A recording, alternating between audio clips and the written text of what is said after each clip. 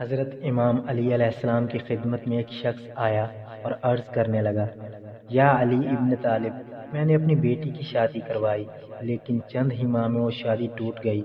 آج کل لوگوں کا پتہ نہیں چلتا، بظاہر تو بڑے اچھے لگتے ہیں لیکن رشتہ رکھنے کے بعد اصل چہرہ ظاہر ہو جاتا ہے۔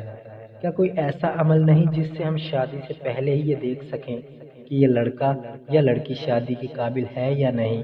اس پر حضرت امام علی علیہ السلام نے فرمایا، اگر تم اپنی بیٹی کے لیے رشتہ دیکھ رہے ہو تو لڑکے میں یہ دیکھو کہ جو لوگ اس سے مرتبہ میں کم ہیں، حیثیت میں کم ہیں، اگر ان کی عزت کرتا، ان کا خیال رکھتا ہے تو سمجھ جاؤ یہ زندگی میں ایک اچھا شوہر بھی بنے گا اور اپنی بیوی کا بھی خیال رکھے گا۔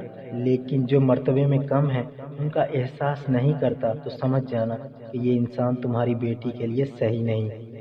اتنی دیر میں دوسرا شخص اٹھا اور پوچھنے لگا، یا علی، اگر ہم اپنے بیٹے کے لیے رشتہ دیکھیں تو کیسے پتہ چلے گا کہ لڑکی ہمارے بیٹے کے لیے صحیح ہے یا نہیں؟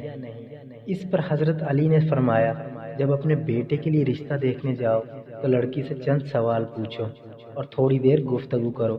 اگر لڑکی صرف اپنی خوبیاں بتاتی رہے اور ہر بات پر اپنی تعریف کرتی رہے تو سمجھ جانا کہ یہ لڑکی خود پسندی کے دلدل میں گرفتار ہے۔ لیکن اگر لڑکی اپنے گھر والوں کی بات کرے، اپنے والدین کی بات کرے، تو وہ لڑکی آنے والے وقت میں کسی بھی انسان کے لیے اچھی بیوی ثابت ہو سکتی ہے۔